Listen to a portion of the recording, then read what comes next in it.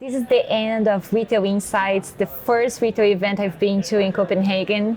And I had the pleasure to have Ian Scott to join me on this one. And how was this event for you?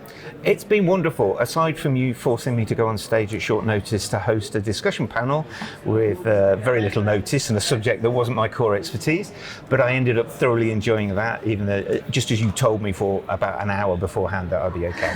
But what I really love about this event is considering it's the first time the event's been run, the standard and quality of speakers attending is brilliant. I assume that the show had been running for decades when you were seeing senior directors and CEOs of big international companies willing to come along, and not only come along, but stand on stage and actually talk about what they're doing in the world of retail. Yeah, and they're not only presenting, they're staying to hear the others, Yes. which is unusual in other events we've been to. Usually speak and they want to run away, and these ones, they really wanted to engage with the community. Well, the first talker was the CEO of Gant, and there was standing room only in the main hall. There must have been 800 or 900 people in there.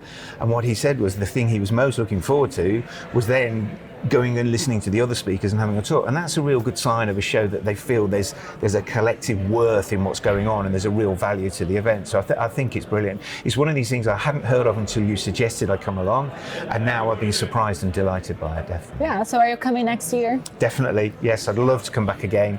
You know, you look at the quality of the people here and the information you're getting from the presentations, and I'm like, yes. Yeah, I had the pleasure to interview like 13 or 14 retailers, and I love how they were describing the omni-channel experience.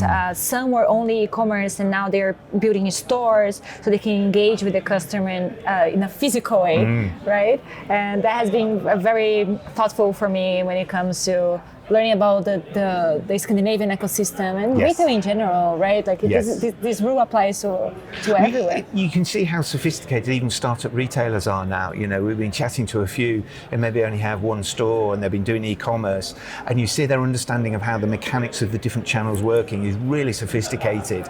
So it's not just, you know, a startup, you know, in their bedroom on a Facebook account trying to make it work. They're looking beyond that, and they're understanding how all the channels work together as well. So it bodes well for the future of retail when you see these growth and sort of startup businesses are really understanding the principles already, definitely. Yeah, and like the panel I presented had 3 retailers in different stages, and one thing that I loved hearing about was live commerce. I feel they came to stay. Yeah. Slower than it is happening in Asia, but it is happening in Europe, and I think it's something that we'll see happening in the next couple of years. I always feel that Asia is probably 2 or 3 years ahead of Europe. We're probably a year or two ahead of America. Sorry to the Americans watching, but you know, you see that live streaming is just a way of doing commerce, and it's been well established there. And I think COVID and lockdown and not being able to go into stores sort of accelerated a little bit like a lot of e-commerce was accelerated because of we couldn't go into stores. But I was seeing a lot of brands that were using live streaming and live video interaction with store staff in the store, even though the store was closed. And so you see they were pivoting and using the physical space, but then you just see it's a little bit like how Zoom calls bridge the gap between an email and a face-to-face. Live streaming bridges the gap between digital commerce and the physical store. So you see it's a wonderful link.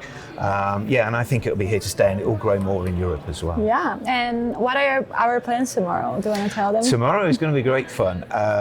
One of my clients, Ben Pashley, who is a retail director at Magasin du Nord, one of the major department stores in Denmark, has kindly offered to take us around Copenhagen, and we're going to be renting some bikes and cycling around the city. So it's going to be great fun, and I apologise to all the pedestrians in Copenhagen that we're going to run over. But it's great because getting someone local means that we can fast track the learning curve, and he will take us to the cool stores rather than have us aimlessly walking around and not finding them. So it's fantastic. It's not going to be too cold, which is great news for you and your super insulated coat, and it's not going to rain, which is even more important so far. Yeah, so South American blood will adapt for sure. It's warmer than, people are saying that it's warmer than you're supposed to be. 12, 13 degrees, I like it. Well, thank you so much for watching it. We stay in our channel. We're going to publish our recap video on November 8th, and see you at the next event.